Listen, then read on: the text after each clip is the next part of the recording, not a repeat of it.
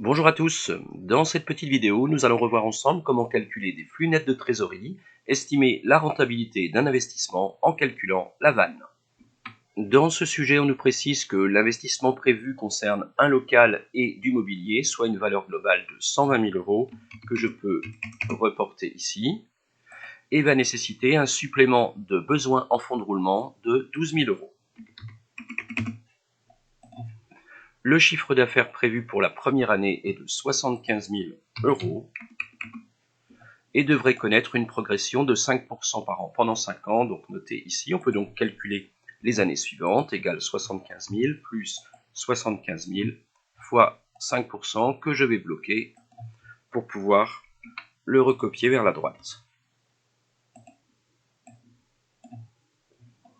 On nous précise encore que ce projet entraîne de nouvelles charges variables estimées à 40% du chiffre d'affaires, soit 75 000 fois 0,4, mais également de nouvelles charges fixes estimées à 20 000 par an.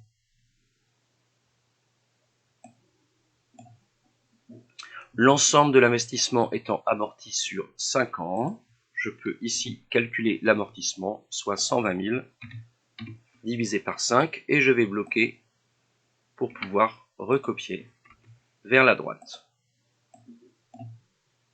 Par soustraction entre le chiffre d'affaires et les 3 lignes de charge ici, on obtient donc le résultat avant impôt égale 75 000, moins 30, moins 20 et moins encore 24 000.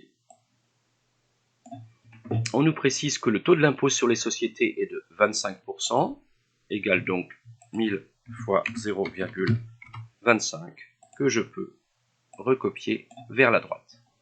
Le résultat après impôt par soustraction devient donc 1000 moins 250, que je peux encore recopier vers la droite. Pour calculer le flux de trésorerie, je dois ajouter les amortissements parce qu'en réalité, ils ont servi pour l'entreprise à payer moins d'impôts, mais ne constituent pas une charge décaissable pour l'entreprise. Il suffit donc d'aller reprendre les amortissements pour pouvoir obtenir notre CAF, soit résultat après impôt plus dotation aux amortissements, que je peux recopier. Dans ce deuxième tableau, nous allons estimer la rentabilité du projet en comparant ici emploi et ressources liées au projet. Emploi lors de l'année 0, l'année de l'investissement, donc le montant de l'investissement pour 120 000 et un BFR supplémentaire estimé à 12 000. Pas d'autres emplois au cours des 5 années. Concernant maintenant les ressources, bien sûr on obtient la CAF par recopie de la ligne 16, mais on nous précise qu'à la fin de la période, la valeur résiduelle de l'investissement sera de 15% de sa valeur d'origine. Fin de période pour nous, c'est l'année 5, égale donc 120 000 fois 0,15. De même, le BFR sera récupéré à la fin de la période, soit pour nous 12 000. On obtient donc ici le total des ressources. Le flux net de trésorerie est égal à la différence entre les ressources et les emplois, période par période. Il est possible de calculer le cumul de ce flux de trésorerie afin d'estimer à quel moment on aura récupéré le montant du capital investi.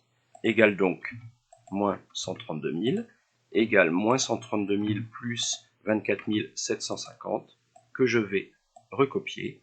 Et on s'aperçoit qu'à la fin de l'année 4, nous sommes en négatif, mais à la fin de l'année 5, nous sommes en positif. Ce qui veut dire pour nous que l'investissement sera récupéré au cours de la 5e année.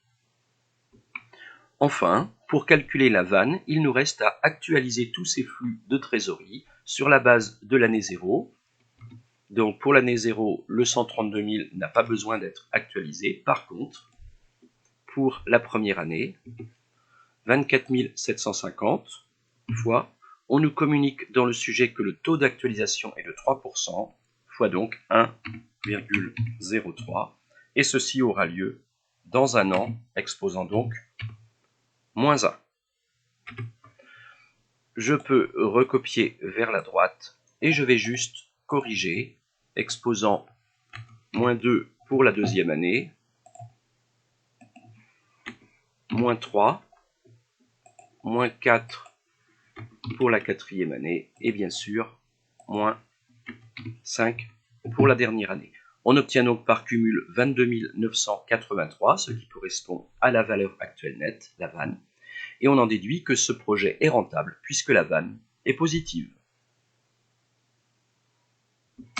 Voilà, cet exercice est terminé. Vous retrouvez ici les coordonnées sur l'Académie de Nantes, les 2 chaînes YouTube à disposition et les ouvrages pour vous aider. Bon courage!